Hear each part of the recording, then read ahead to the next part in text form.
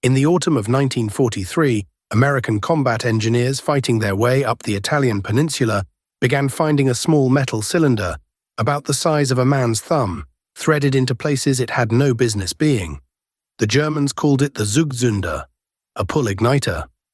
Inside the cylinder sat a spring-loaded striker held back by a pin, and the pin was tied to a length of thin wire, and the wire was tied to whatever a tired soldier might reasonably want to touch. A door handle, a crate of wine bottles, a photograph hanging crooked on a farmhouse wall. And more often than the engineers cared to count, the most beautiful pistol in Europe, the Luger. By the time the fighting reached France, every American infantryman had heard the warning, and most had heard it as a direct order. Do not pick up a German Luger, not from a table, not from a shelf, not from the holster of a dead officer lying in the road. It did not matter that the pistol could be traded up the line for sums that swallowed a month of a private's pay. It did not matter that it was the one souvenir every man in the division wanted to carry home.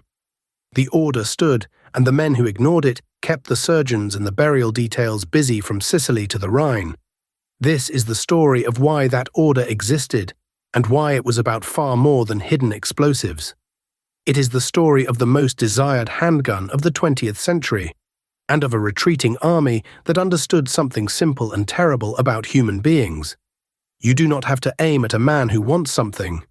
You only have to load the thing he wants. In October of 1943, the United States War Department put that lesson on paper in an intelligence bulletin that reads less like a memo and more like an obituary written in advance.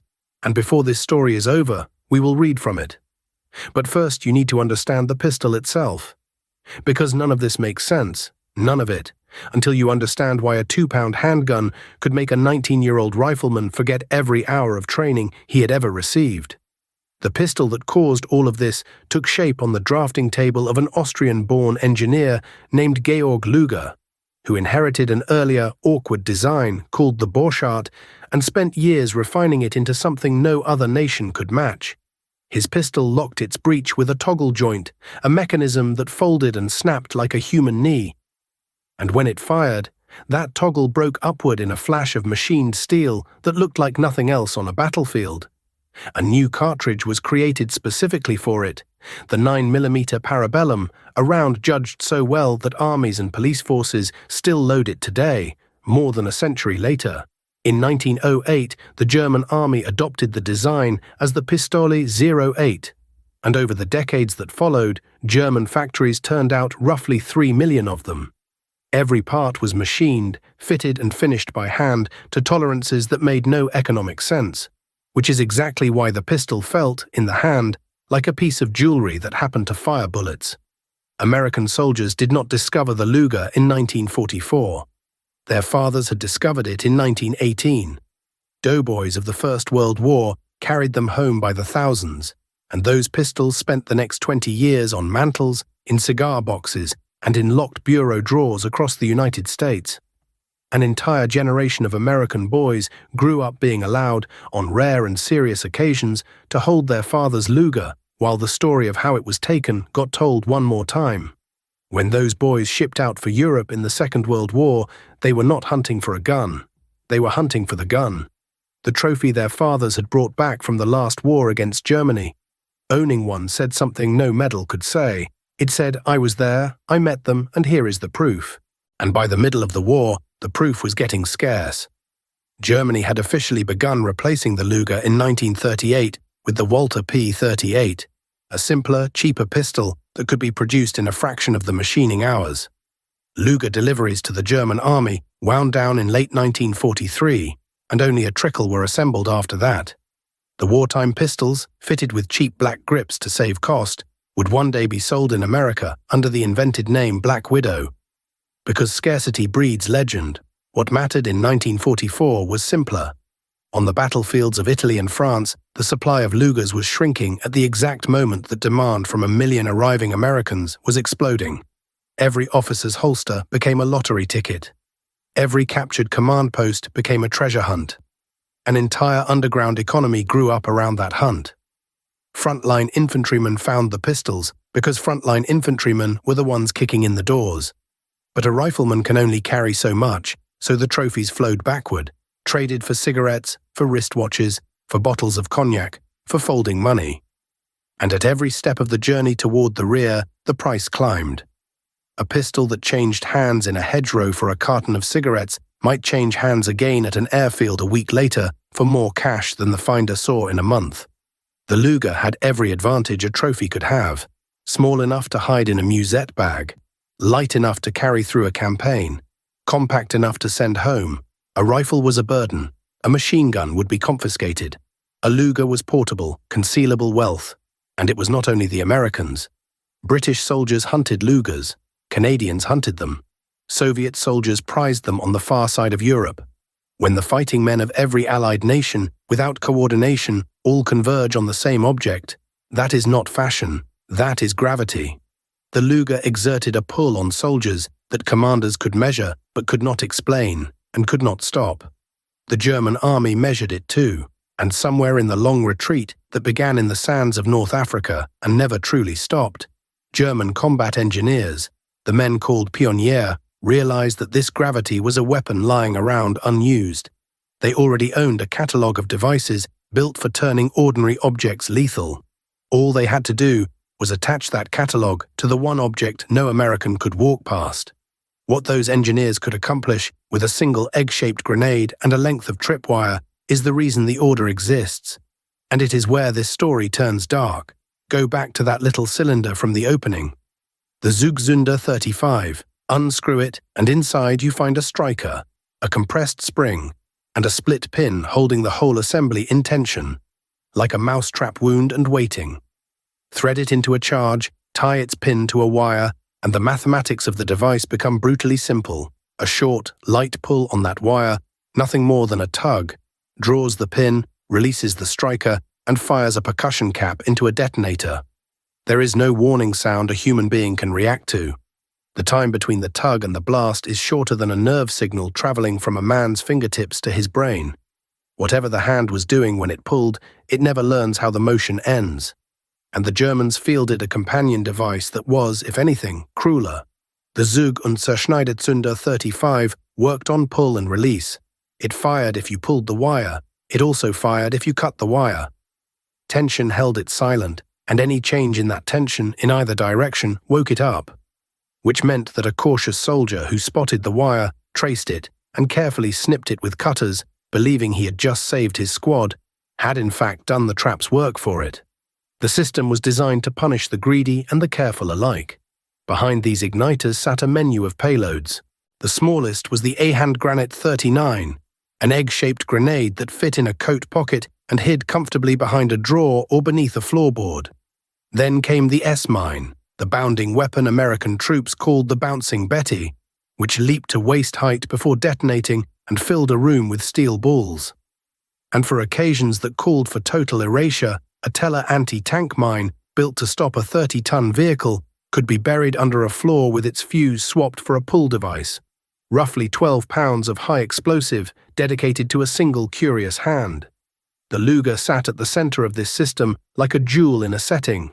Engineers laid a pistol on a farmhouse table and ran a wire down through a bored hole to a grenade fixed beneath the tabletop. They left one in a dead officer's holster with the flap tied by wire to an igniter set under the body, so the trophy could not be taken without rolling the corpse, and rolling the corpse fired the charge. They placed one in a desk drawer, visible through the gap, its wire anchored to the back panel so the drawer itself was the trigger. Captured German instruction on the subject reads like a study in applied psychology. Traps belong in small confined spaces, where blast has nowhere to go. Traps belong on items of curiosity. Traps belong wherever human behavior is predictable. They even placed obvious dummy traps, empty and harmless, because a battalion that must treat every wire as live moves at a crawl.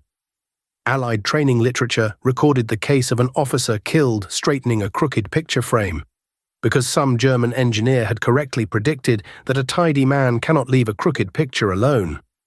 If you want to know what this doctrine looked like at full scale, look at Naples. The United States Fifth Army entered the city on the 1st of October, 1943, and discovered that the retreating Germans had not simply left. They had converted the city itself into a device. Demolition teams had wrecked the port, cut the water, torn up the rails, and seeded buildings with charges running on long delay fuses. On the morning of October 7th, the Palazzo delle Poste, the Grand Central Post Office, erupted without warning. A massive delayed action charge hidden in the building before the withdrawal killed more than 100 people, civilians, children, and soldiers of the 82nd Airborne Division. For weeks afterward, hidden charges kept detonating across the city, and each one taught the same lesson to every American within earshot. Nothing German is free, nothing German is safe, everything German is a question, and the question is addressed to your hands. Now consider the economics from the German side, because this is what made the trap system irresistible to a retreating army. A booby trap cost the Reich 1 grenade, 1 igniter, a meter of wire, and 10 minutes of an engineer's time. No soldier stayed behind to fire it. No ammunition was spent aiming it, and in exchange it did not merely remove one American. It removed American speed. A battalion that has watched a man die reaching for a souvenir treats every doorway, every drawer, every abandoned rifle as hostile. It advances at half pace, engineers first, sweating over rooms that turn out to be empty. Multiply that hesitation across an entire front, and a few crates of igniters bought the Wehrmacht the one thing it could no longer buy with divisions: time. The American answer arrived that same autumn in a restricted manual with a plain cover, dated the 1st of November 1943. And the habits that manual drilled into a generation of riflemen are the reason your families bring back pistol, if you have one, exists at all. The paper trail begins a month before the manual, with the intelligence bulletin the War Department circulated in October of 1943.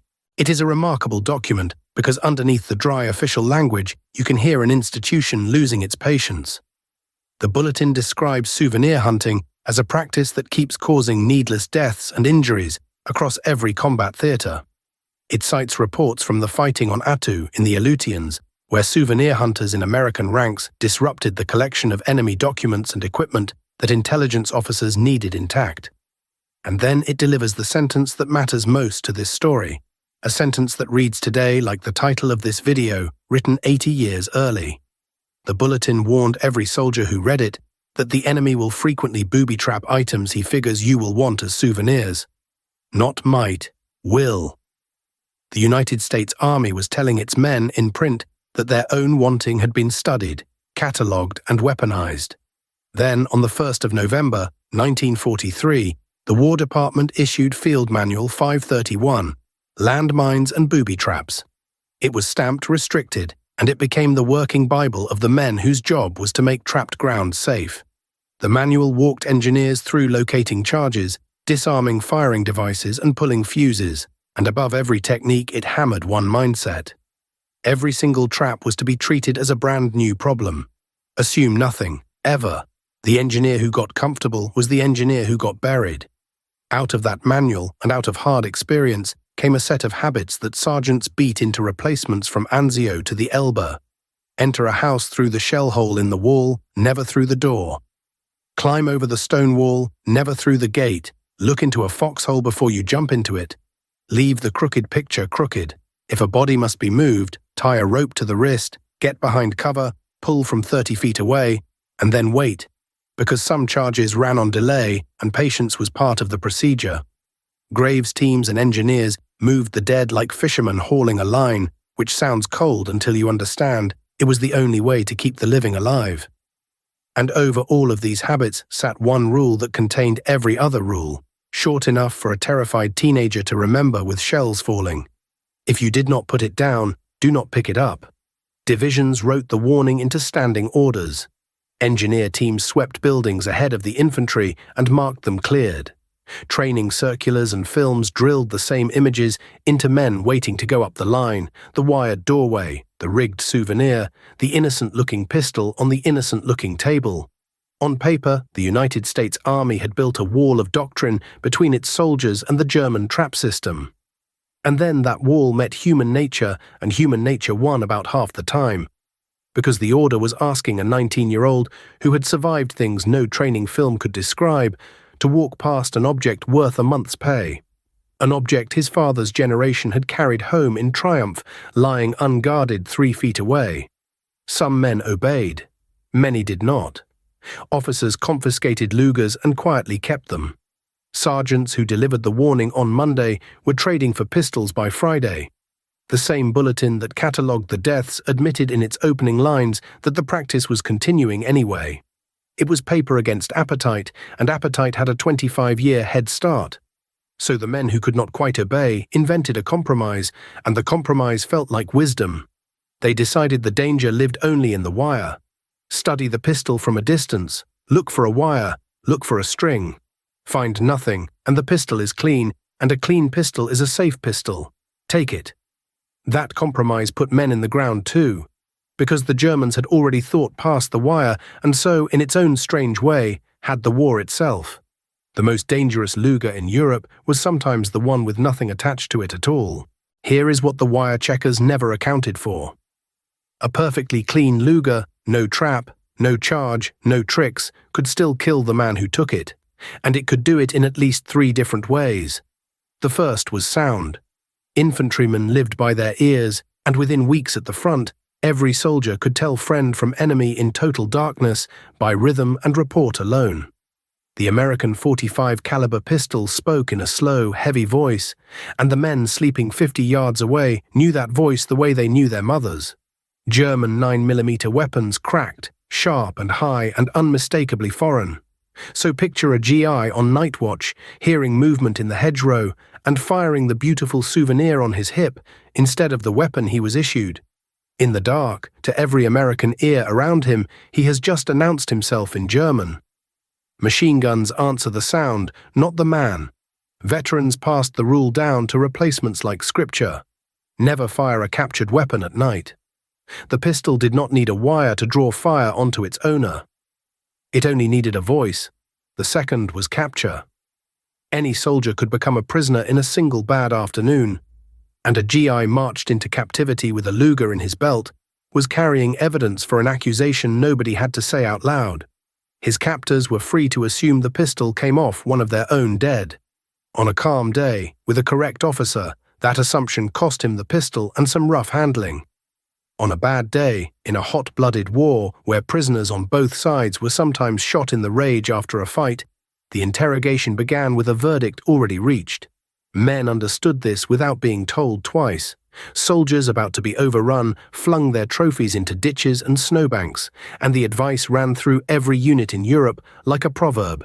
If you are going to be captured carrying nothing German. And the third way was the subtlest, because sometimes the pistol was clean precisely so that the trap could be somewhere else. German engineers learned to use the Luger as an advertisement rather than a device.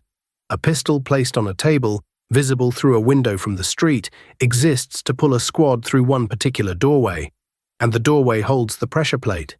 A pistol dropped in an open courtyard exists to bring a man out of cover into a lane that a rifleman 500 meters away zeroed that morning. The trophy was not the trap, the trophy was the bait, and the trap was geometry. This is why the order said never. Not check first. Not be careful, never. The army was not trying to teach 1 million exhausted men separate lessons about igniters and acoustics and the etiquette of capture and interlocking fields of fire. It was compressing all of those lessons into a single syllable that could survive inside a frightened mind at 3 in the morning. No. So yes, the title of this story is true, and it is also too small. American soldiers were ordered never to pick up a German Luger, and the pistol itself was almost beside the point. The order was about what wanting does to judgment. The Luger was never really the weapon. The wanting was. And yet, open the drawers of America and you will find them. German pistols crossed the Atlantic in duffel bags between 1944 and 1946. In numbers nobody ever fully counted, tens of thousands at the very least, and a great many of them entirely legal, carried home with capture paperwork signed by an officer and folded around the grip. The same army that ordered its men never to pick up a Luger built a paperwork system for keeping one. That sounds like hypocrisy. It is actually the final lesson of this entire story, hiding in plain sight. Because look closely at where the surviving trophies came from. Overwhelmingly, they were not found. They were handed over, unbuckled from the belts of prisoners filing into cages by the tens of thousands through the spring of 1945, pulled from surrender piles that rose higher than a man's head on airfields and town squares, passed grip first across a table by a German officer ending his war with a signature. A surrendered pistol has a known history. You watched the hand that gave it to you. A found pistol has a question attached, and for 3 long years, the instrument asking that question was a striker, a spring and one careless pull. The Zugzünder was never really interested in the pistol either. It was interested in the hand. Remove the grab, and you removed everything the device was built to punish. The men who lived long enough to come home had learned that distinction in their bones.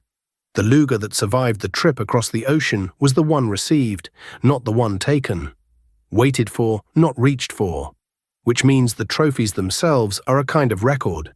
Each one that sits wrapped in cloth in an American drawer tonight is, in its quiet way, proof of a man who could hold the leash on his own desire in a place engineered to punish anyone who could not. So here is the image to leave with. Somewhere tonight, a grandson slides open a dresser drawer and finds an old wool sock with a familiar weight inside it. He unwraps a toggle-topped pistol, still smelling faintly of oil, and a brittle sheet of paper folded around the grip. The paper says captured, it does not say found. His grandfather knew the difference between those 2 words, learned it somewhere in the autumn of 1943, and never once forgot it. And that difference, as much as any battle, is part of why there is a grandson standing at the drawer at all. The war asked those men 1,000 questions, and the strangest one was also the simplest. Can you look at the thing you want most in the world, lying free for the taking, and walk past it? The ones who could came home. Some of those pistols were earned twice. Once by winning the war, and once by refusing hour after hour in farmhouse after farmhouse to reach.